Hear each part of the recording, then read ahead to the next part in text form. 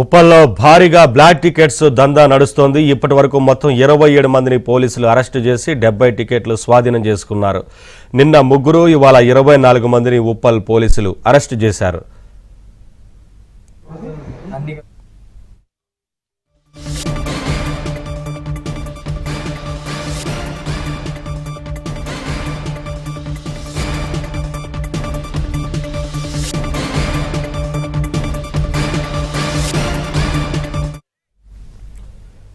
Updates మా correspondent Praveen అడిగి తెలుసుకుందాం. ప్రవీణ్, ఉప్పల్లో భారీగా బ్లాక్ టికెట్ల దందా కొనసాగుతున్నట్టుగా తెలుస్తోంది కదా, ఏంటి వివరాలు?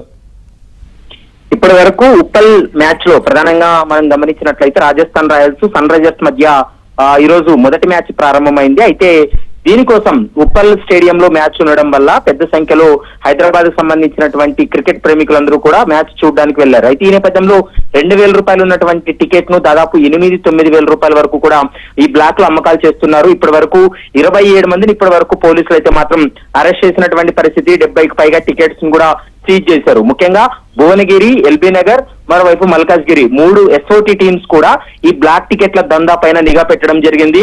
మరోవైపు ఎవరైతే ఈ బ్లాక్ లో టికెట్లు అమ్ముతున్నారో వారిపైన కేసులు నమోదు చేసి ఇన్వెస్టిగేషన్ కూడా కొనసాగిస్తున్నారు. ఇప్పటి వరకు దేవేంద్ర అగర్వాల్ అనేటువంటి వ్యక్తి దగ్గర ఈ బ్లాక్ టికెట్లను కూడా స్వాధీనం చేసుకోవడం జరిగింది.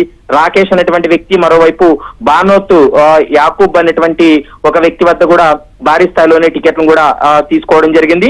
మరోవైపు వీరంతా కూడా ఉప్పల్ స్టేడియం పరిసర ప్రాంతాల్లో ఉంటూ ఎవరైతే టికెట్లు లేకుండా ఉంటారో వాళ్ళకి ఎక్కువ ధరకు టికెట్లు అమ్ముతూ కూడా ఈ బ్లాక్ లో దందా చేస్తున్నట్లు పోలీసులు గుర్తించారు. కాబట్టి ఎవరైనా కానీ బ్లాక్ దందా చేస్తే ఖచ్చితంగా వారిపైన చట్టపరమైనటువంటి చర్యలు ఉంటాయంటూ కూడా 3 రోజుల క్రితమే సిపి రాచకొండ సిపి సుధీర్ బాబు కూడా ప్రకటించినటువంటి పరిస్థితి కనపడుతుంది. అయినప్పటికీ కూడా గత ఏడాదిలాగే ఇప్పుడు కూడా ఐపీఎల్ టికెట్లకు భారీగానే గిరాకీ పెరగడం, ఆన్లైన్ లో టికెట్లు దొరక్క ఎంతో మంది ఉప్పల్ స్టేడియం కు రావడం జరిగింది. క్రికెట్ ప్రేమికులకు ఆసక్తిని వీళ్ళు క్యాష్ చేసుకొని ఎక్కువ ధరకు, అంటే బ్లాక్ లో ఎక్కువ ధరకు కూడా టికెట్లు అమ్మకాలు చేసినట్లు పోలీసులు అయితే గుర్తించడం జరిగింది. వీరందరినీ అరెస్ట్ చేసి జ్యుడిషియల్ రిమాండ్ కూడా పంపుతామనేటువంటి అంశాన్ని పోలీసులు అయితే స్పష్టంగా చెప్తున్నారు. Naveen, thank you Praveen, thanks for the updates.